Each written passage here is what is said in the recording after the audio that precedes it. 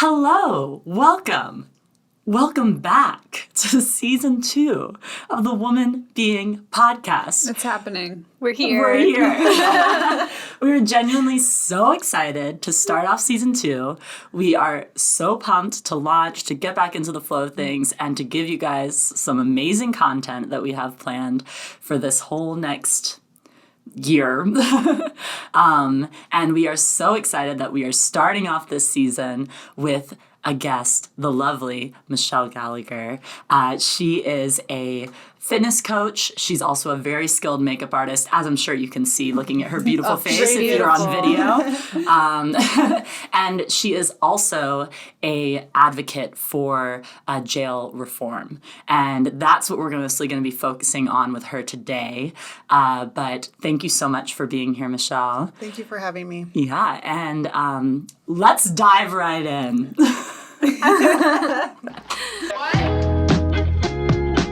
This is Woman Being, where we explore thoughts and opinions and have the freedom to change our minds. Without expectation or judgment, we will hold a safe space and support each other as we navigate together in the form of feminine. So, Michelle, for anybody who is not from the area that we're from, we are located in Northern California in a city called Redding. And so some people who are local might know about this story or about what you are all about. You are a Reddingite and also a prominent member of the community and in being very involved in the community, and you kind of have your hands in a lot of different things. Mm-hmm. So people around here might be familiar, but also for those who are not familiar, we want to start out with having you just tell us some of your story with your brother, John, and sort of what has happened over these past, 2 years now? Mm-hmm. And yeah, give us the what is the word? Synopsis. The synopsis? Yeah. My family moved here from Hawaii when I was 8 years old. So that was 27 years ago. Mm. And I have 2 brothers and 2 sisters, and we grew up in Redding, just another young family and, just kind of establishing ourselves in the community.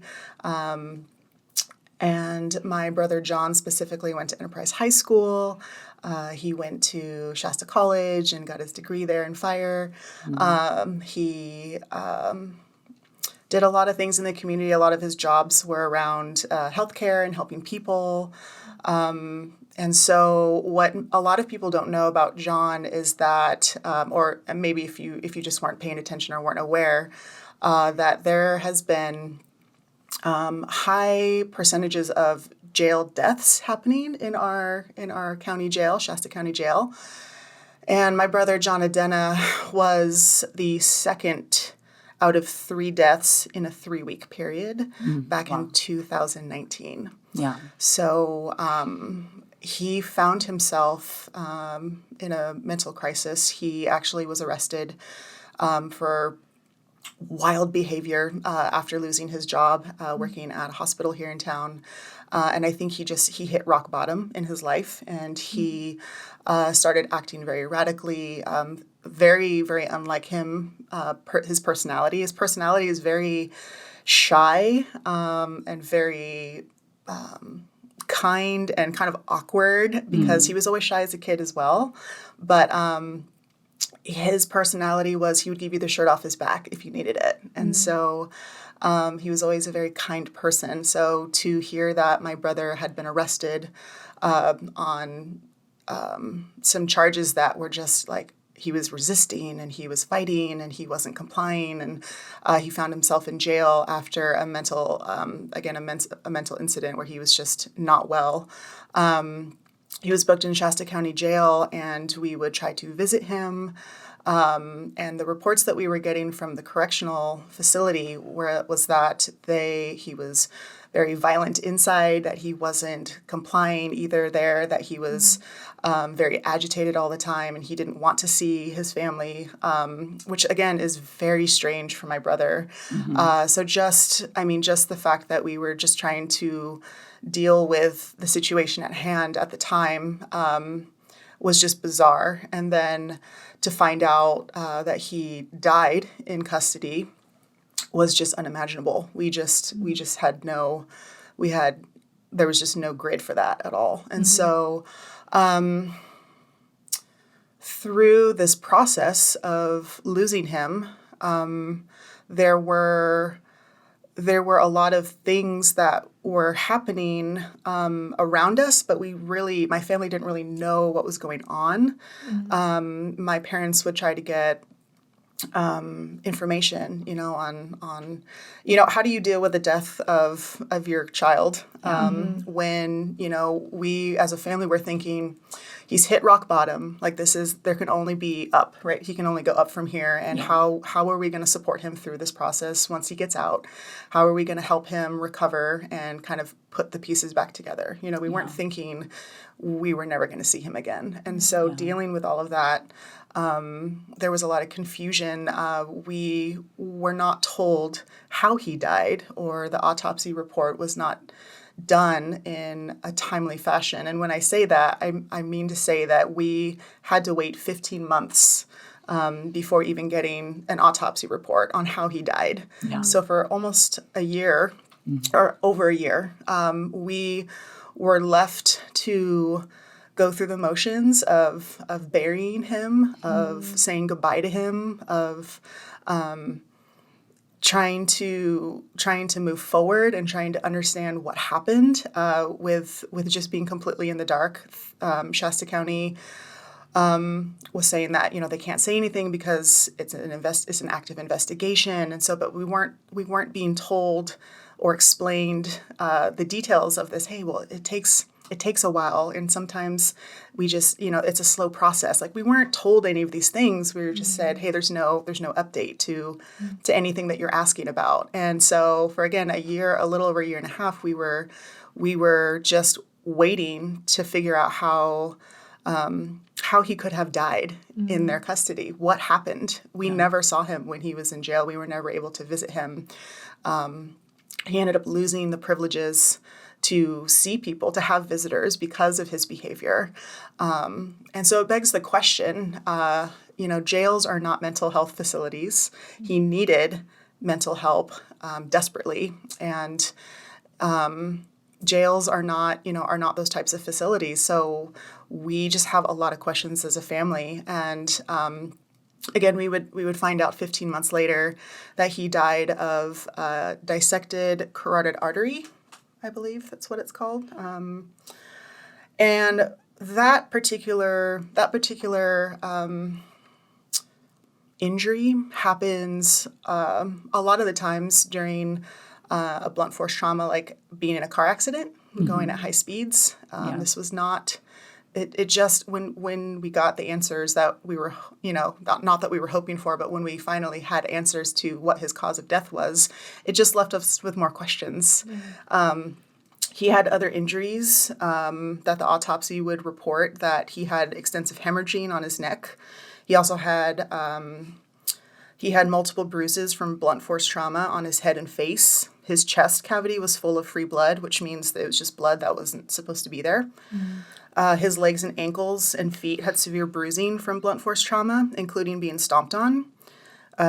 He had handcuff marks that are consistent with having been beaten while handcuffed.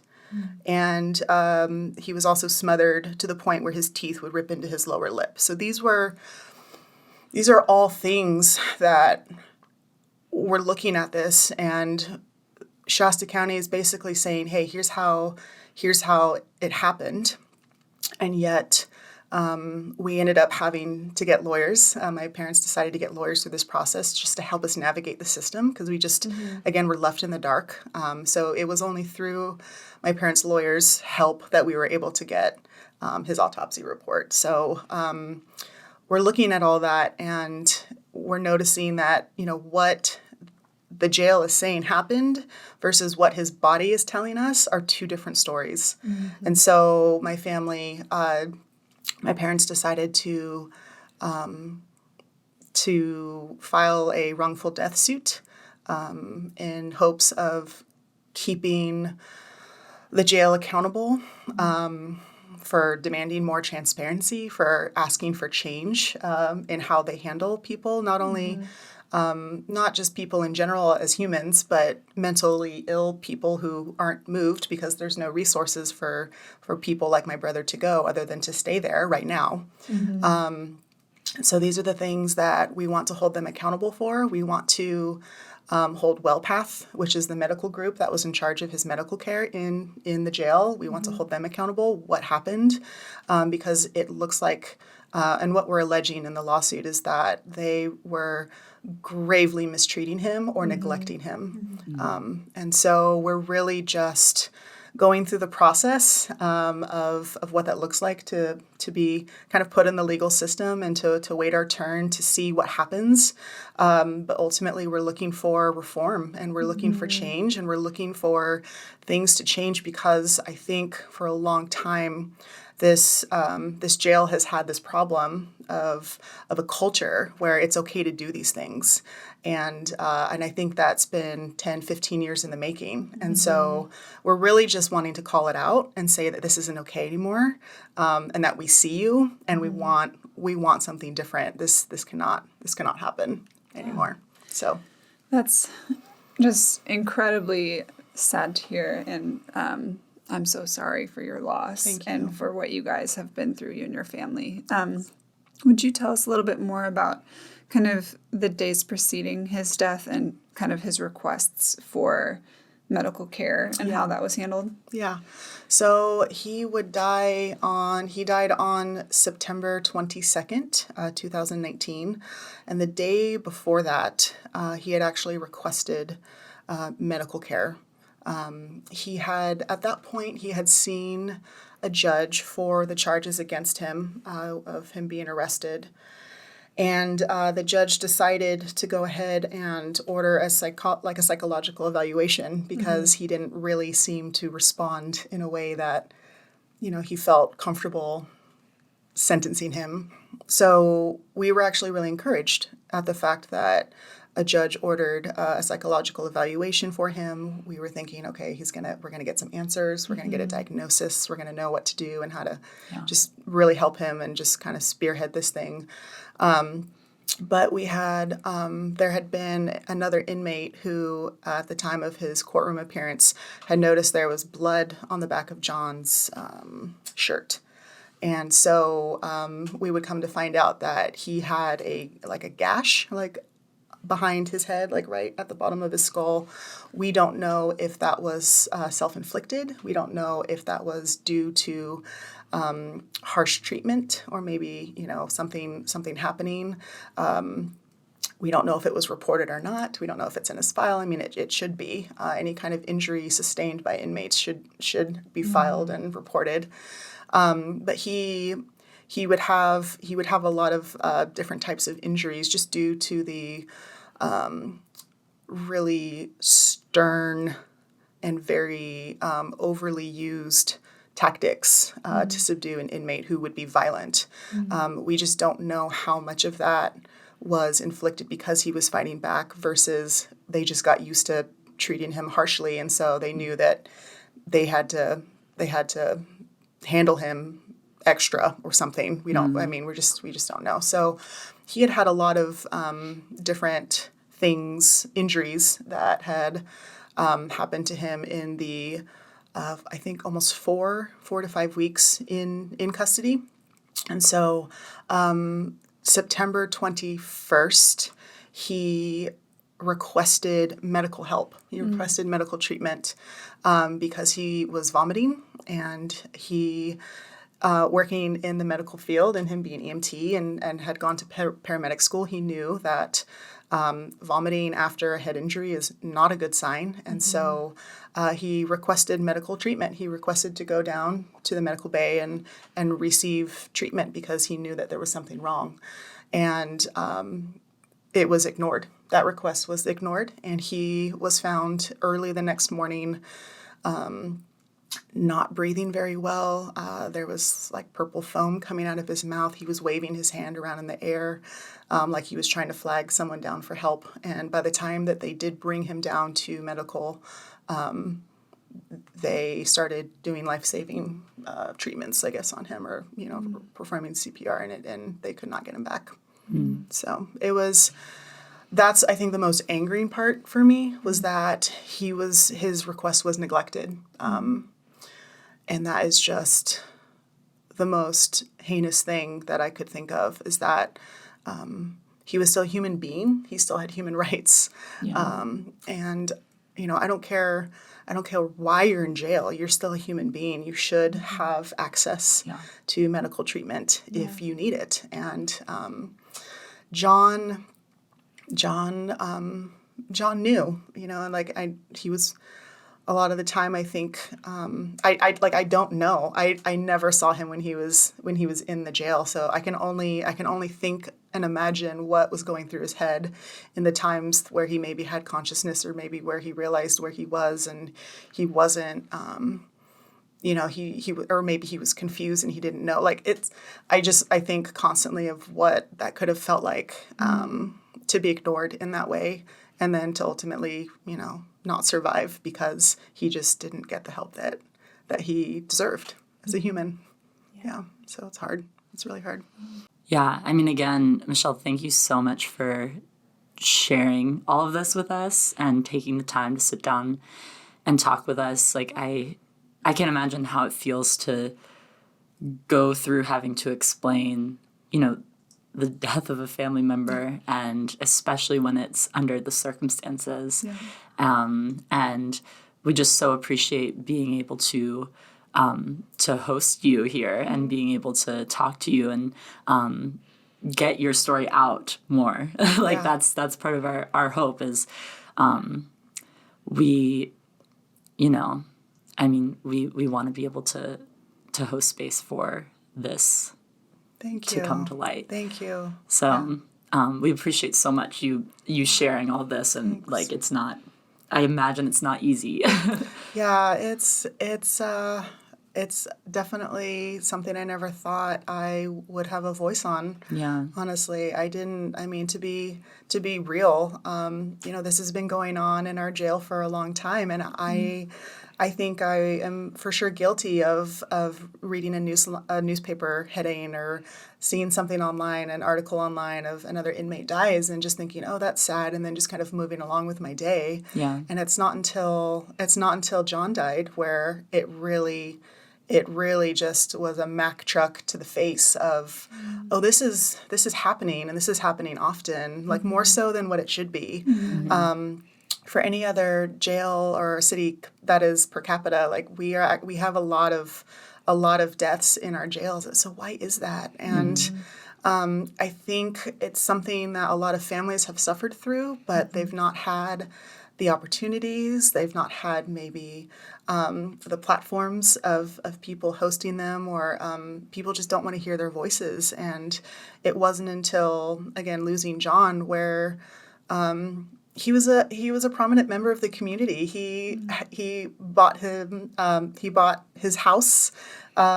He had a gym membership. He was an active community member until he wasn't. Until mental health really just was it was just very apparent that he needed help. And I think it's just really important to recognize this has actually been going on. I just haven't really been paying attention. Yeah. And so that's a harsh reality. It's a harsh reality to recognize, oh, this has been going on. But for some reason, I've just allowed myself to kind of just not really care. Yeah. And so I care now.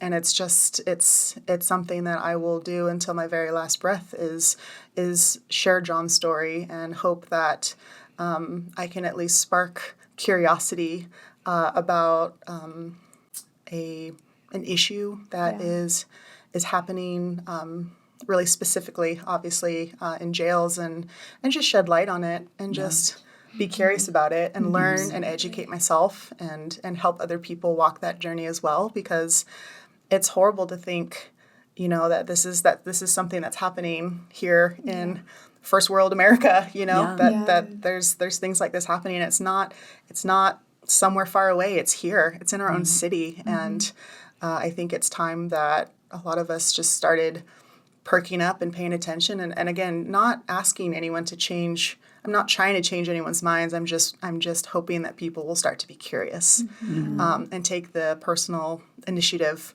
to kind of educate themselves. So we can come at this as a city. We can come together as a community and just really enact change. Yeah. So I really appreciate the platform. And it's a huge honor to be here to share. Thank you. Yeah. And I mean, the thing is too is like, so there's so much that happens that's like wrong in the world that we kind of skate by or ignore because it's not affecting us directly. And unfortunately, a lot of people don't recognize those wrongs until they do affect them directly, and that's heartbreaking. Yeah. So the fact that you are willing to share and bring light to this issue of possible like abuse within the jail, which I also imagine is not unique to our jail. Like there's other jails that have instances of abuse as well. Right. And families that are affected by this, it is totally acceptable for them to not talk publicly about it and to deal with the trauma and the grief silently and on their own. Right. And so the fact that your family has said, actually, we're going to step up and we're going to be a public voice and be willing to be like re-traumatized and I don't want to say not moving on, but not really putting it behind you, but saying, no, this is part of us now, and this is how we're going to move forward with this. Yeah. And it's not to say that a family that would choose to not speak up is in the wrong at all, because everybody's dealing with grief and trauma in their own way, and that is totally valid, but the fact that you guys have chosen to step up and to speak about this is just incredible. And it's something that can help other people not just walk by an issue. Well, and it's giving like the community of Redding and of Shasta County the opportunity to make our city a better place and our county a better place. And that is extremely powerful. But I mean, it's not lost on me that this is happening and you're advocating in the midst of a very tense season between, the person and the law enforcement or the person and the prison system or the jail system. And so tensions are very high in that area. And I wondered, knowing that you are married to a wonderful person in law enforcement here in California, how has that been for you and your family, navigating both this very harsh truth, but also your love for your husband and the work that he does? Yeah. I mean, before I was a sister who lost a brother, I've been a wife of a law enforcement officer. And it's been really challenging for the last few years, to say the least, where, all of the outcry and all of the injustices being done all over the U.S., to then have everyone be pitted against law enforcement or police officers, that these, the few that have acted insanely inappropriate and is now being the status quo of this is what every man or woman in law enforcement is a grave misjudgment. And to have a husband who is a blonde, blue-eyed, white male who got into this job to protect people and to help people in times of need at their very worst day, to be able to be there and to help. It's the reason why he got into this profession, is to be able to make a difference and to help people. And so, it's been really challenging, really, really challenging navigating this with him. I love my husband and I also love my brother. And so I have had a very unique opportunity to be able to have to challenge, that I can't just pick a side. I can't. What am I going to do? Am I going to pick my marriage and say that, and deny what happened to my brother? Or am I going to take the side of all families who have suffered the way that my family has suffered and neglect and tear my husband out of my life? Like that's not an option. Right. And so having to navigate the tension that I live in. I mean, tension is good, right? Tension, it helps us stay present. It helps us. I mean, if I choose to, I can choose to engage in it versus, it's that give and take of it, because I can't just be in tension my whole life, but I also can't be on the sidelines my whole life either. And so learning to balance that out. What does that look like for me as a woman, as a mother, as a wife, as a daughter, as a sister? To engage in this tension, and it's been tricky. It's been tricky, but my husband and I have been very open about seeing a therapist, just for our own relationship, just for the dynamic that is our lives, with him going to work and the job that he does is very dangerous on a number of different levels, and the toll that takes on an individual who chooses that career path, and the toll it can take on their families and their children and their spouses.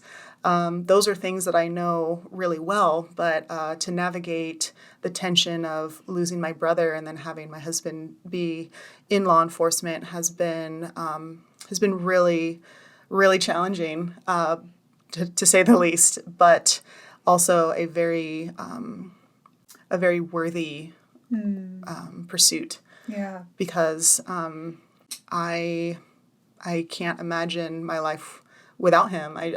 I've been choosing him for 17 years. Congratulations. Thank you. But also, what does it look like to advocate for these things? And it challenges him, and it challenges me, and it challenges us as a unit, as a couple, to be able to communicate how we're feeling, how to engage in grief and hope and all of these things. And it's not without struggle, but for me personally, it's been a really incredible opportunity to be able to ride that line, because again, it's very easy to just pick a side and then just start yelling across the way at the other person, like, F you, right? Like, it's really easy. It's really easy to just have a thought pattern or a mindset or a belief system that's a mile wide and an inch deep. And so for me, it's forcing me to dig deeper on both sides of the issue. And it's forcing me to engage in both sides, because I have people on both sides who are advocately, like, they're very passionate on their side of the subject. And so learning to find that middle ground for myself, and then also inviting other people to that middle ground, because we're all just yelling across the way and no one's hearing anything. And so in order to actually change some things, and to be curious, and to be in a space where everyone feels safe enough to actually share their feelings on why they're passionate about what they are, it requires participation. It requires vulnerability. It requires the effort to be put in, that, hey, I'm going to actually get down off of my soapbox, and actually, can I just meet you in the middle and see if we can be just humans who are hurting. And so it's been a very, very long process, and we're still going. We'll have good days where we will connect really well, and then other days where we won't. But it's just the overarching yes to the process has been the goal. Well, and to me, that adds so much value to the work that you and your family are doing, which, because picking a side, again, like you said, is easier. But like being rooted and going deep into the issue and holding intention that some people are malicious, but that doesn't taint the entire group. Yeah. And some people are grossly mistreated, but that doesn't mean that all police officers are wrong. And at the same time, like, recognizing and supporting the people that are putting their lives on the line, that are putting themselves out there to keep our communities safe, and are essentially going through extreme trauma every day to do that for us. That to me is like, holding those both in tension is really, really hard. Yeah. And that you come from that perspective, I feel like just adds more power and more humanizing language to this issue as a whole. John is a human. He was a human on this earth, and so is your blonde, blue-eyed husband and the police officers who do what they do. And that doesn't negate our need for law enforcement or the prison system or jails, but it does mean that we need change and reform, you know? Right. Yeah. And I mean, I'll say, to back you up, that you are not just words about this, but also action, is I attended a rally that you had for spreading the word about what happened with John. And at that rally, there were people across the political spectrum, people who usually would never associate with one another, and would never be at the same protest or march or anything like that. And that's kind of incredible that you are able to be like a uniter in that way, and have people unite over empathy for a human being. Because at the end of the day, that shouldn't be political, you know? Right. A human is gone who shouldn't be. Yeah. And that's not a political issue. That's just a human issue. Right. It actually makes me think of this racial justice activist who I have been listening to a lot of content from lately. His name is Daryl Davis, and he is an African-American man who works with Ku Klux Klan members and neo-Nazis and befriends them, and then eventually they wind up giving up that lifestyle. And he's had many people step away from that as they've gotten to know him. And one of the things that he talks about a lot is how when the conversation stops, that's when violence begins. And how you need to be talking to people who, I mean, as an African-American man, talking to a Ku Klux Klan member is like, I can't imagine the feelings of like repulsion that I'm sure that he feels, or fear going to a Klan rally or things like that. Like, it's incredible, but he pushes into that because he knows the value of communication and of keeping the conversation going and not just yelling at each other from opposite ends, but instead saying, I'm going to meet with you and recognize your humanity. Right. And that's going to actually bring change. Right. So That's so good. it's incredible what you're doing. Thank you. Well, I mean, you look at it too, and I mean, that's an incredible story and an incredible thing that he does. And you look at kind of the polarization of the world right now. No one wants to talk. Everyone just wants to yell. And so we are losing the capability to be able to do exactly what we're doing is just talking about stuff. And whether or not you're on the other side of me in a conversation about something, we're just not talking anymore. And so how would it look if we all just started talking again and having respect for one another and not being so triggered all the time to where we just let down our defenses just a little bit, just to dig past the anger and actually just see a really hurt person and then talk. Like we don't have that anymore. And so it's something we have to work for in our society, I think. So it's beautiful. It's like keeping an attitude of, I'm not giving up on you. Yeah. You know, we disagree on this thing that I feel passionately about, that you feel passionately about. But as a result of that, instead of pulling away, which, I mean, that would be my first instinct is like, ooh, okay, you're not safe. That's toxic. I don't belong there or whatever. It's like, no, I'm going to dig deeper. I'm going to be super intentional with you because I believe that the human inside of you is worth having conversation with. Yeah. I feel like also, like, more than likely, most of the time you can find a space of agreement. Like, can we come at this from what we do agree on, which is people shouldn't be mistreated while in custody. Yeah. People should not be denied medical treatment.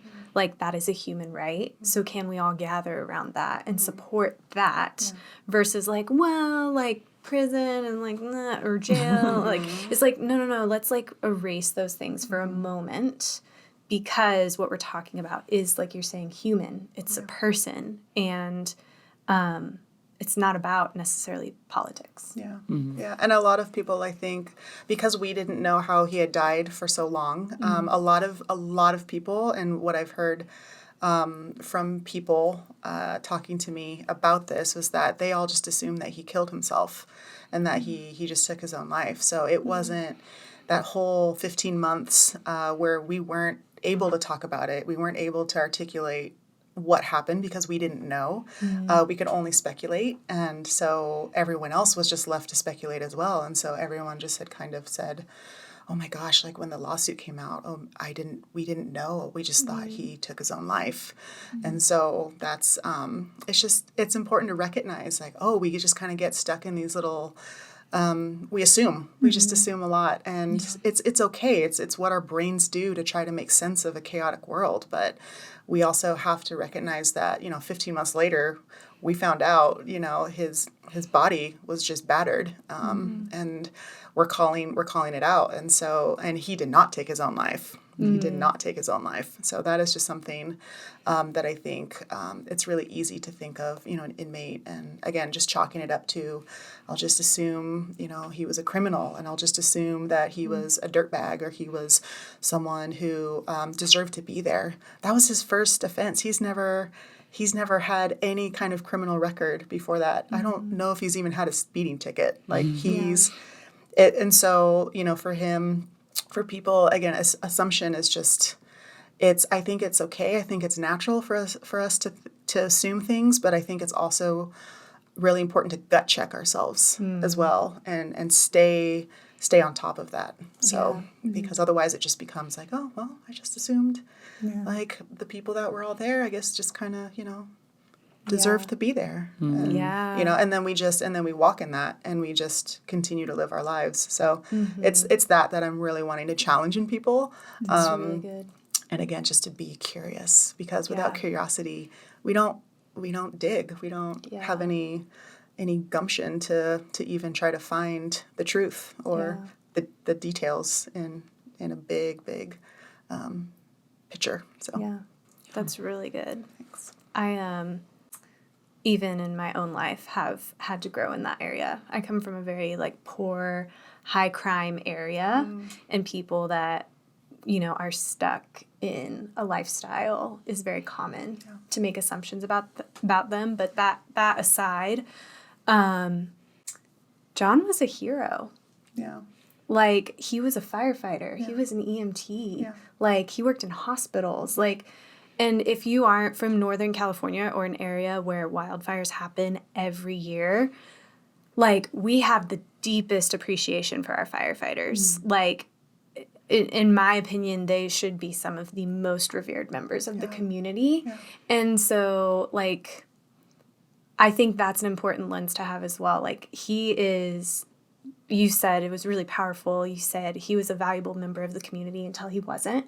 And I'm in my eyes, I'm that is a hero. And I mean, everyone deserves justice, but that to me adds almost another layer of this person really poured his life into serving the community. Yeah.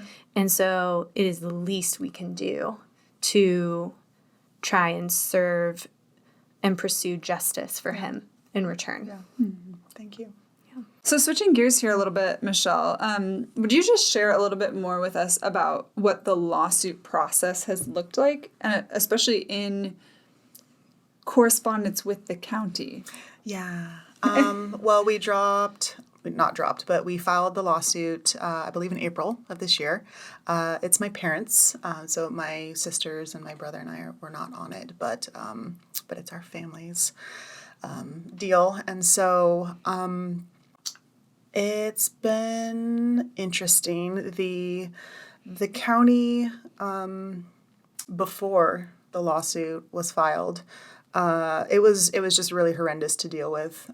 You would think that, it's not common to have deaths in the jail, so that you would think that like maybe someone from the Shasta County Sheriff's Department or, the jail facility would reach out or say, hey, like this is just kind of how it is. Like this is what will happen. These are the maybe potential timelines that you may expect. But or the coroner may say, hey, we're going to be updating you as often as possible to get you the answers that you're looking for in regards to his death. Like you'd kind of think that something like that would happen.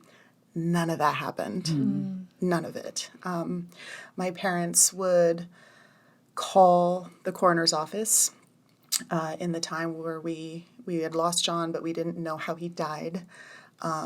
So my dad would call the coroner's office and try to speak to anyone regarding, there was an initial like, hey, this is what's gonna happen, and then we'll keep you posted. And then months would go by, 2 months, 3 months, 4 months. And my dad would call and he would say, hey, are there any updates? Are there any answers? Is there anything that you can tell us? And he just got stonewalled. There's nothing to report. There's nothing new. There's nothing new on your case. They would eventually know when he called. And then they would say, oh, well, the coroner's not in right now, but there's also nothing new with your case. So it just felt like we were completely stonewalled and left completely in the dark during this whole process. And again, we're a grieving family.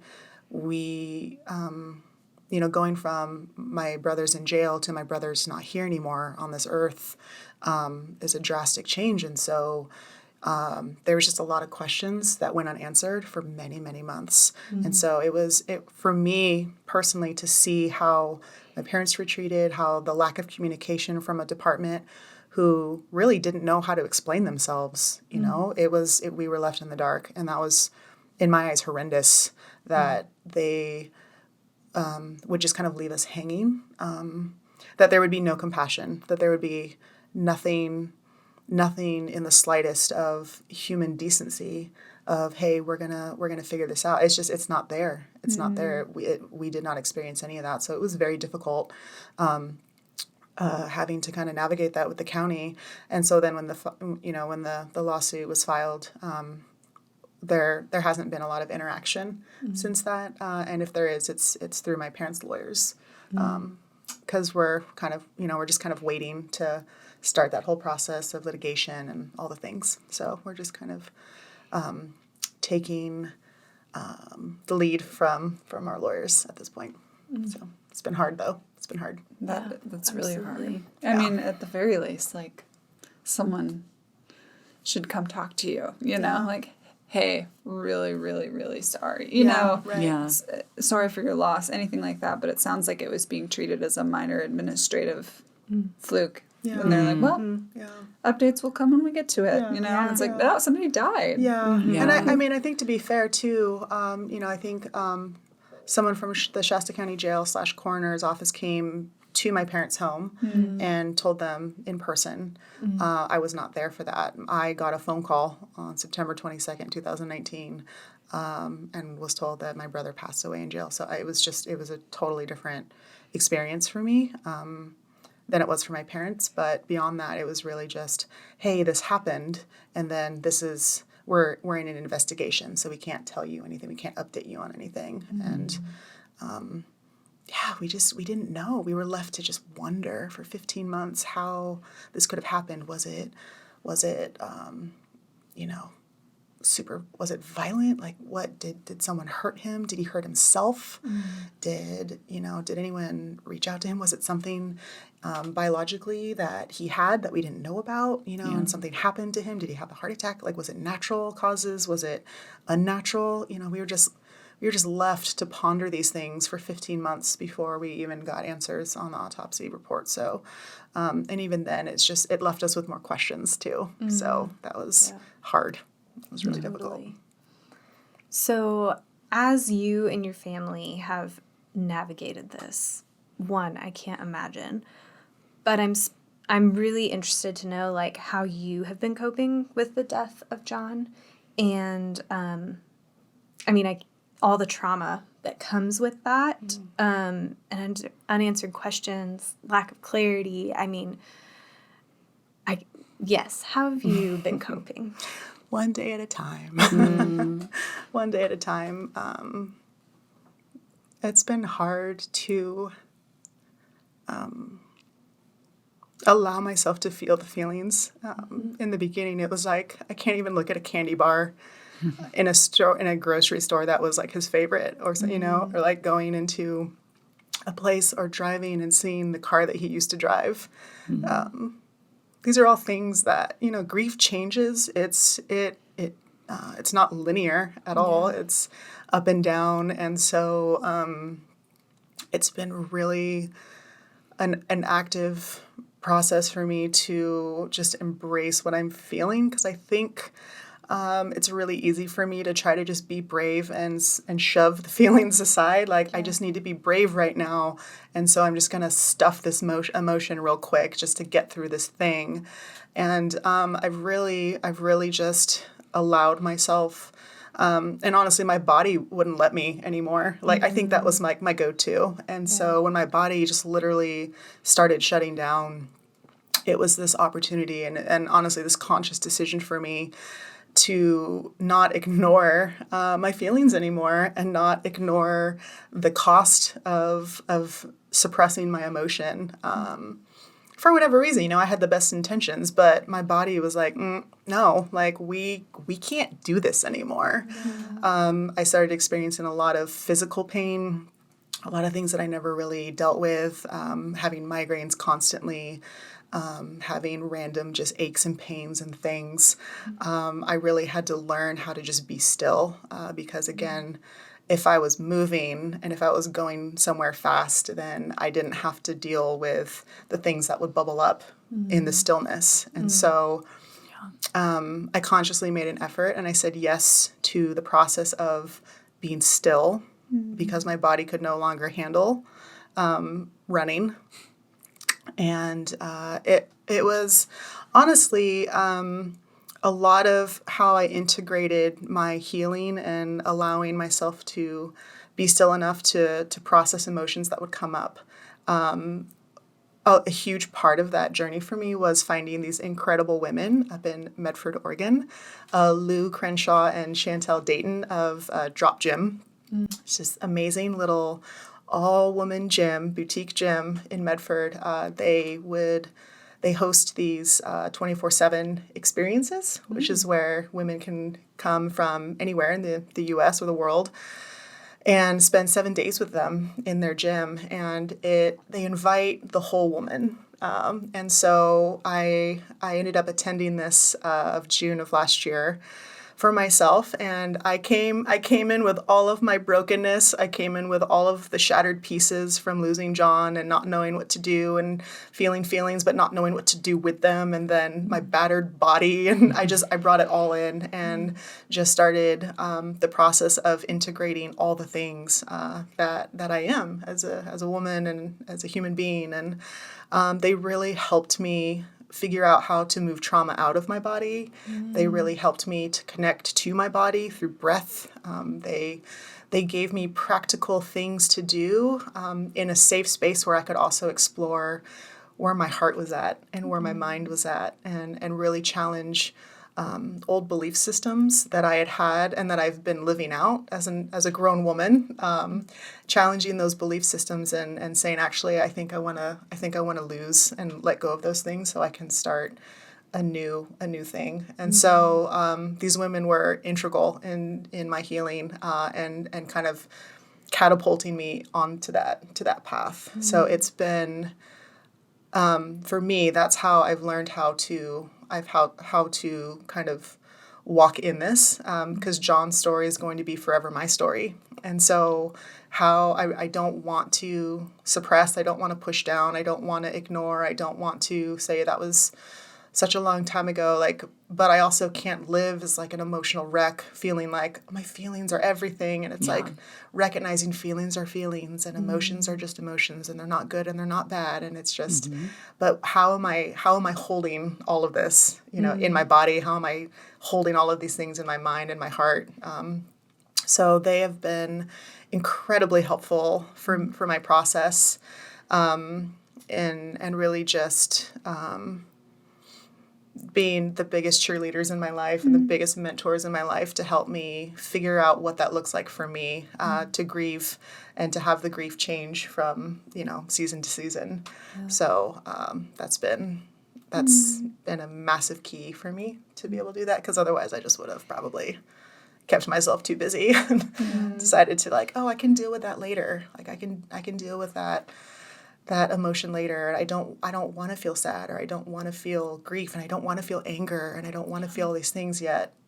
Giving myself the space to feel those things and to process them has actually helped me live a better life. And honestly, I'm doing it for myself, but I'm also doing it for John, because this is the thing that John never found in his life. This is the thing that I'd so hoped for him that he would find.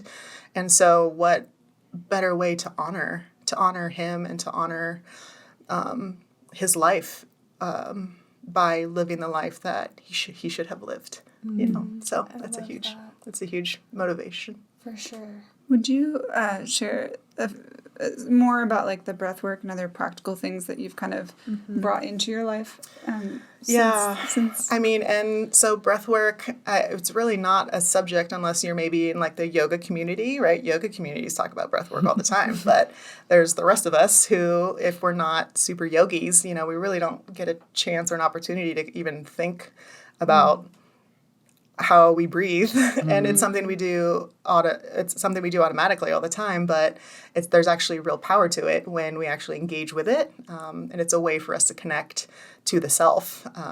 If you find yourself breathing deeply when you're stressed out, it's like, oh, you're doing that automatically, but what would happen if you knew like how to do that intentionally in times of crisis or in times of stress or uncertainty, all the things I feel like we're all living in anyways right now.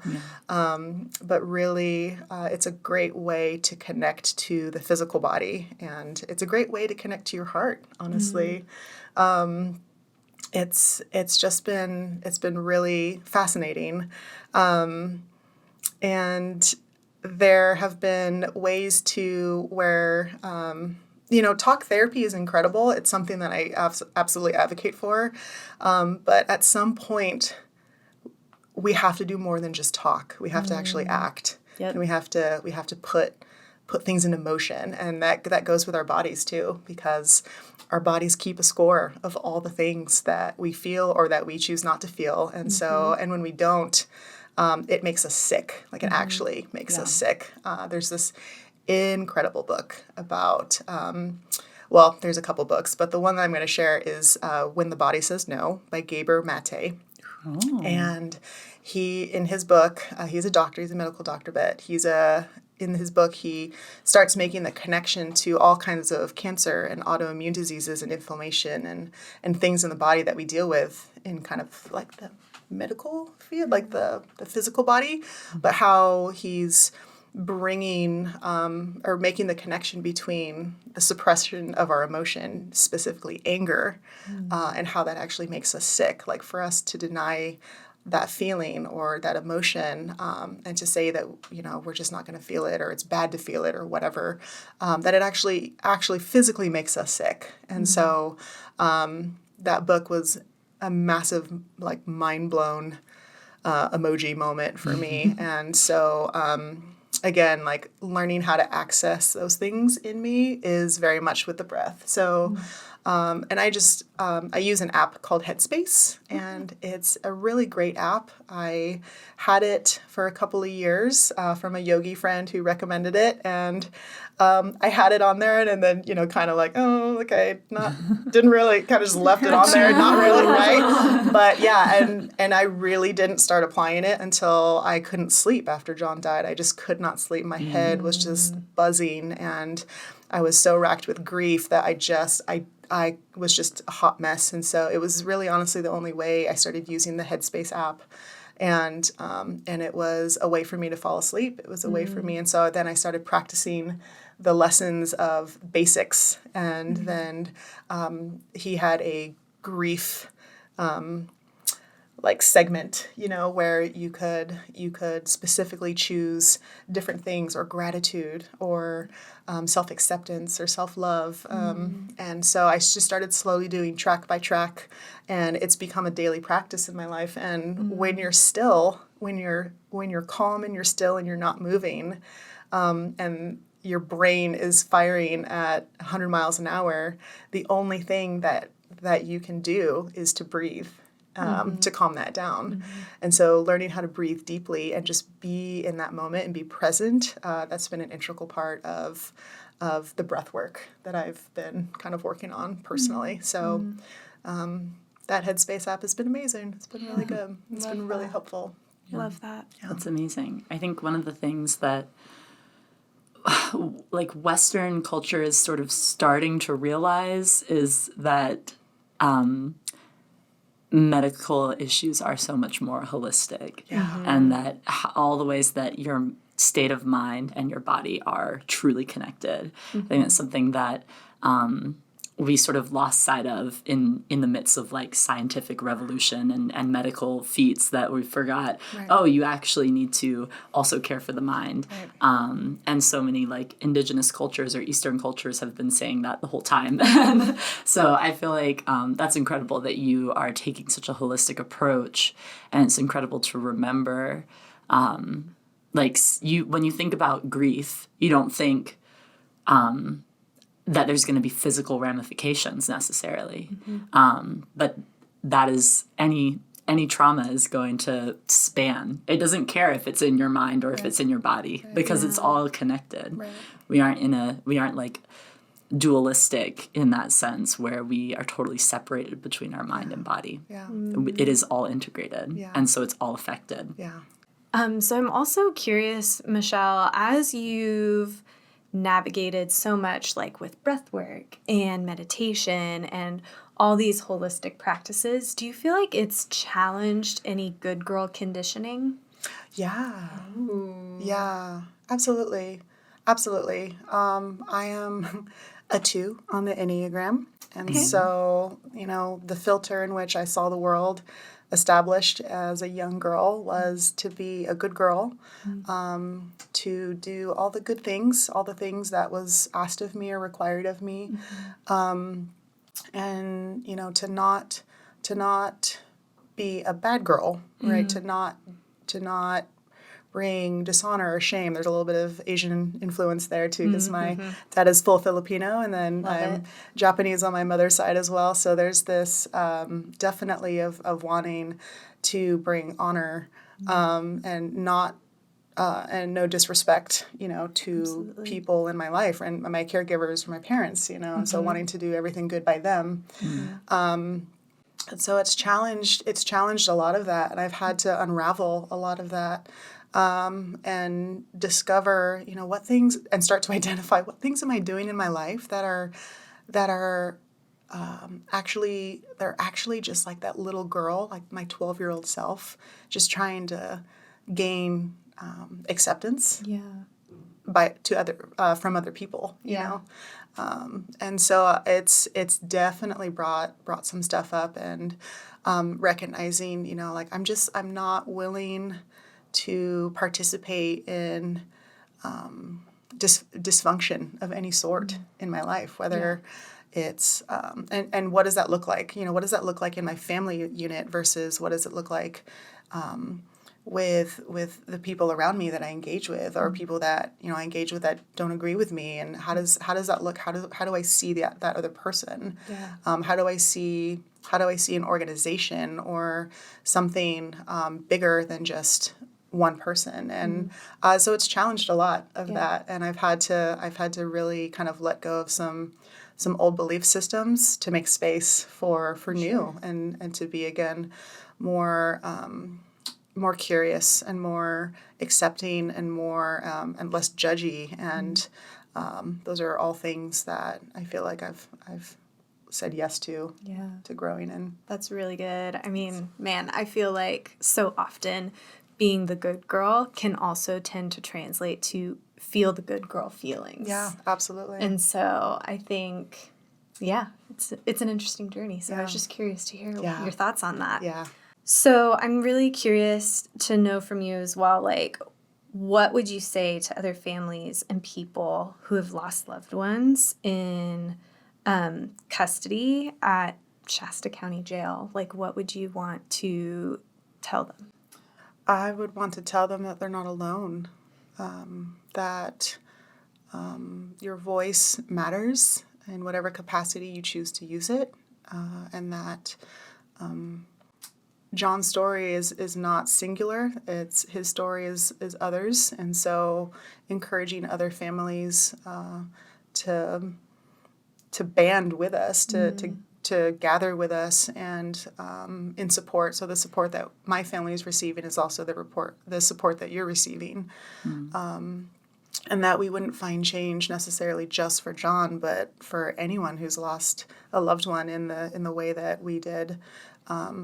But I think that was actually a really beautiful moment at the rally, was that there were many families there who also came, and they had asked us, would it be okay if we made signs for John and for our person? We're like, yes, absolutely. And so it was a really beautiful moment of sharing that support and sharing that love, because unfortunately, we're not the only family who has suffered in this way.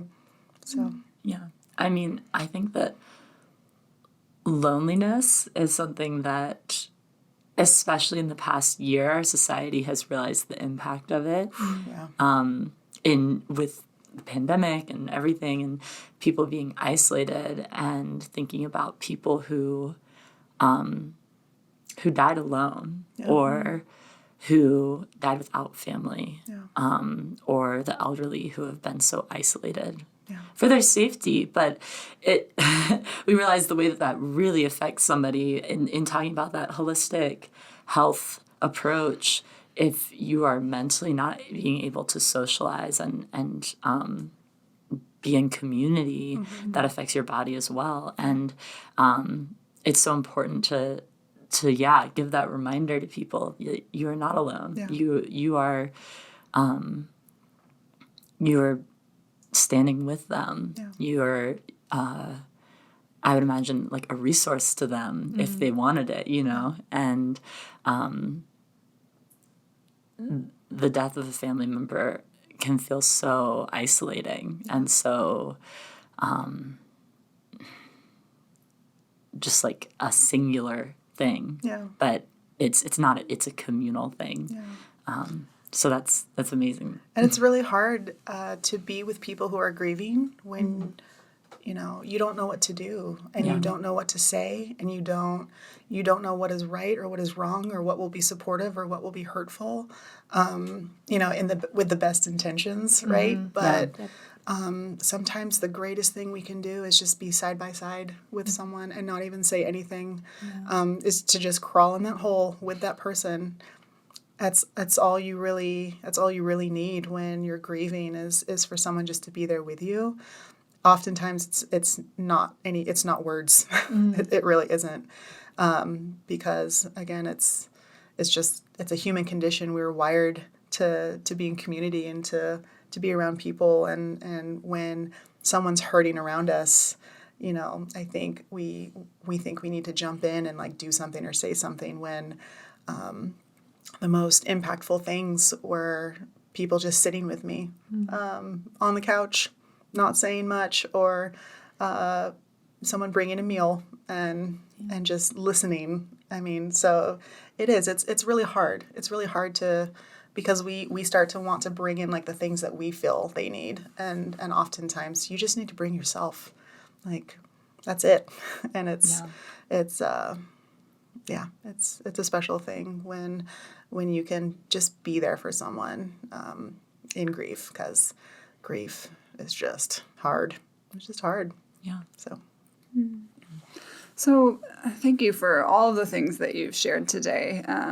I think so impactful what your family is doing. And like I said earlier, I think necessary for our community to heal and become a better Redding, a better Shasta County. I wondered, for you, standing up, advocating on John's behalf, what are some of the practical things that you're advocating for, whether that be mental health, jail reform, more accountability, and what are the ways that community members can support? Thank you for asking. I think if you're specifically wanting to know more about my brother's story, there are some articles that I have links to. So you can, if you don't know who my brother was, you don't really know who the story besides, what you might have seen in headlines. There's some ways to get to know just who he was. There's also, if you're interested in learning more about jail reform and just what's been going on in specifically Shasta County Jail for the last 15 years.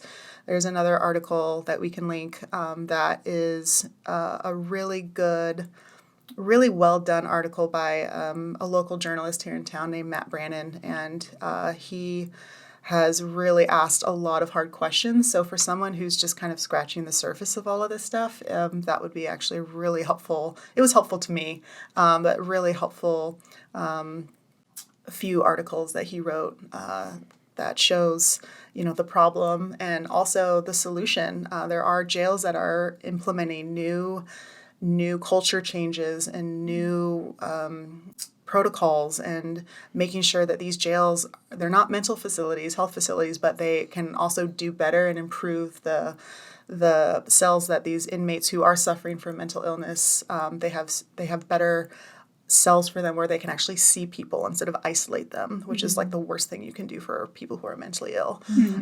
So it gives hope, and it really does help educate someone who is just again starting to learn more about jail reform and just what's going on in general. So those are two really good things. Yeah. So there is a website called NAMI.org. They stand for the National Alliance of Mental Illness.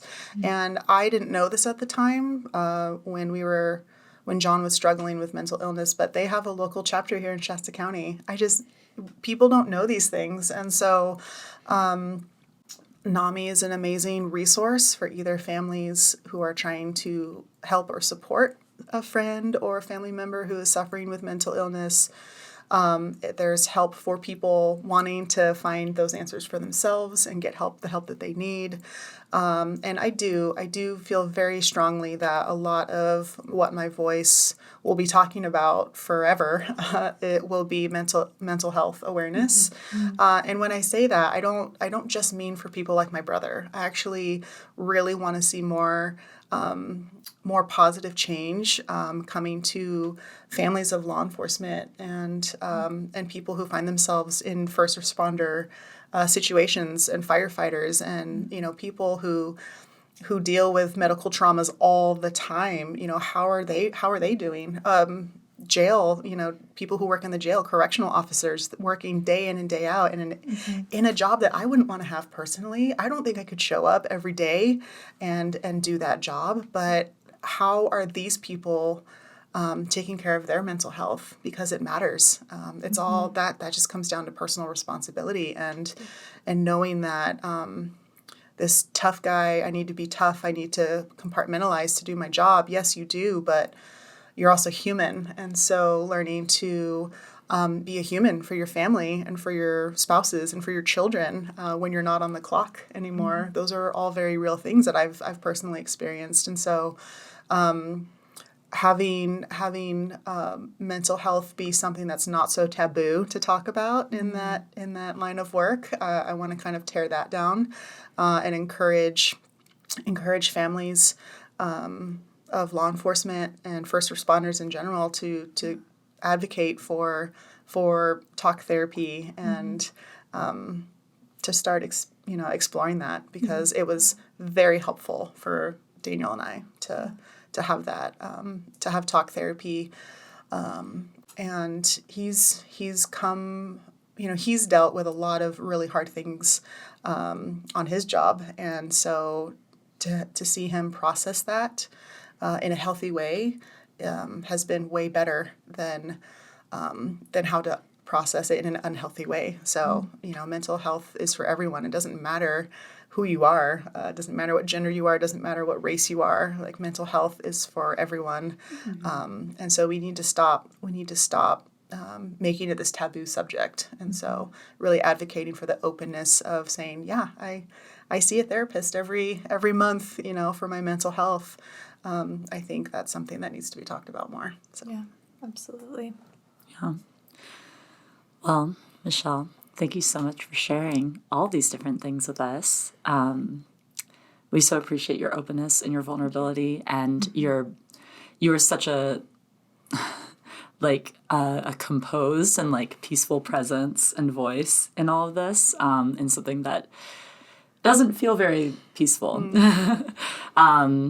But we have to ask, this is the first time we're asking this in season 2, which is very exciting, our classic question.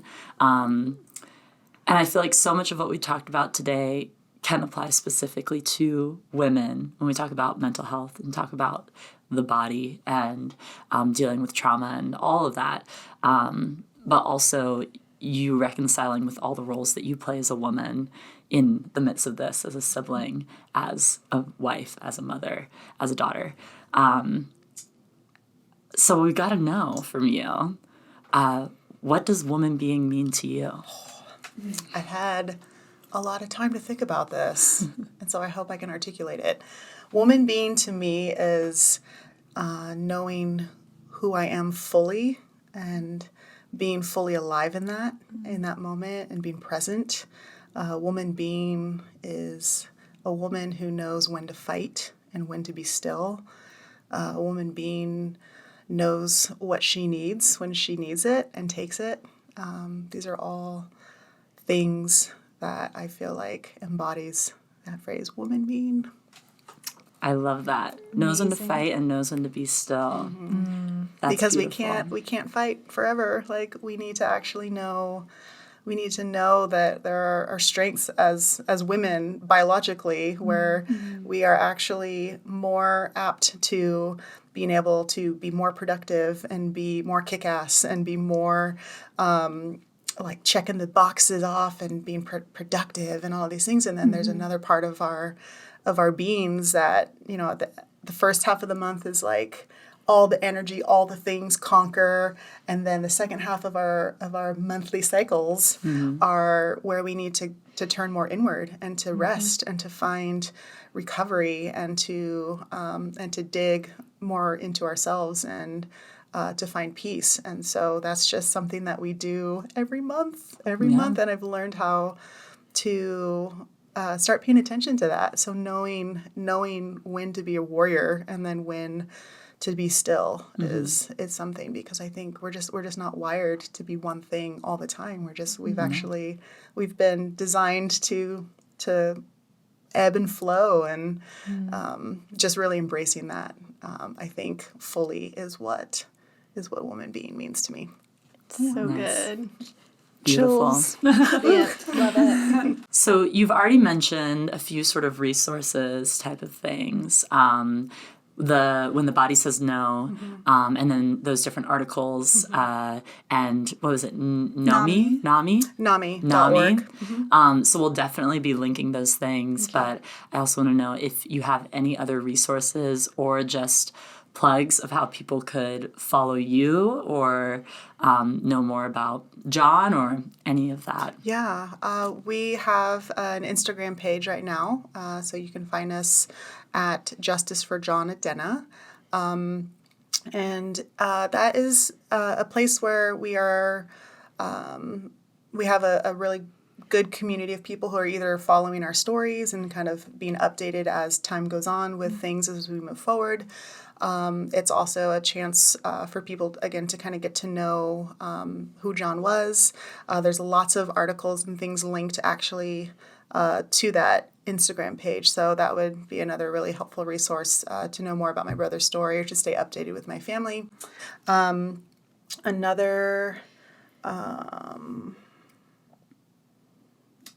think we do have a private Facebook page. So if you Googled or if you search Justice for John Adena, I think you should find that on Facebook. I'm personally not on Facebook a lot, but I know that we do have one there. We are working on a website right now. It's not finished yet, but again, it's a place to hopefully be a place of resources for all the things that we talked about, for local and more nationally. And then again, if people want to stay more connected to our story, John's story, and hopefully, honestly, a place for other families who are similar to our story to be a place of support where all of our voices can be heard. And so we are working on it. It's just it's not ready yet. So that will be in the making, and hopefully we'll be launching that soon. But Instagram will probably be the best way to be able to tag all that stuff. And I honestly really encourage people, if they're working on integrating, specifically women, if you're working on integrating kind of all the things that we talked about holistically, and self-healing and what that looks like, I would also encourage to follow Drop Gym. So I think their IG is drop.gym. And you can follow those incredible women in Medford, Oregon as well. And I think that's it. Well, and I just wanted to add on to that. With following the resources on Instagram or the website or Facebook when the website's done, this process might take a few years. Yeah, absolutely. And so it's going to be a slow, arduous climb to the actual trial. Yeah. And so if people want to stay connected to what's happening over the next few years, that is the best way to do it. Yes. Yeah.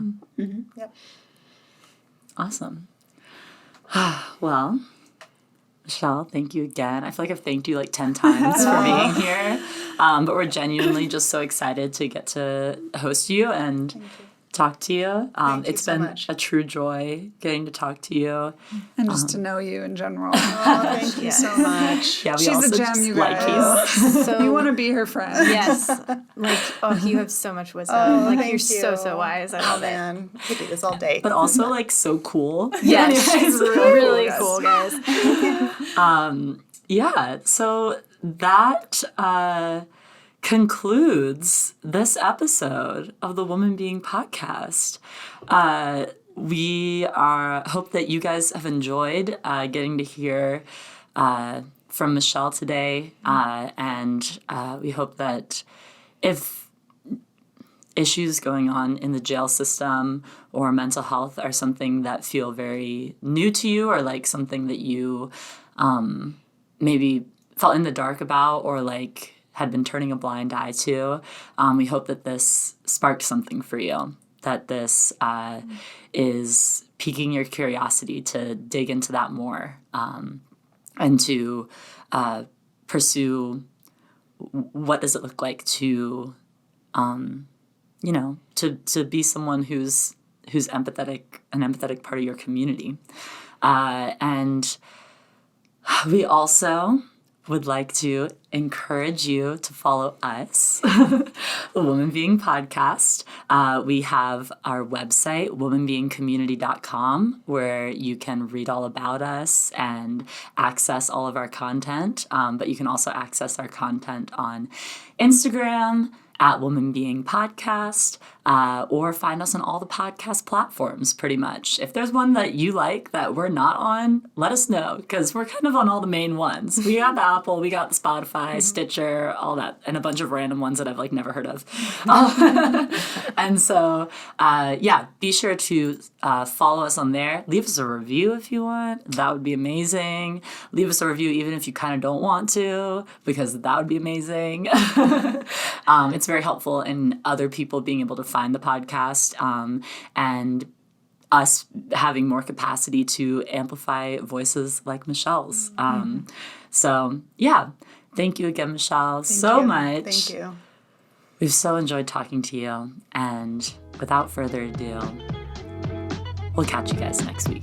Goodbye. Bye.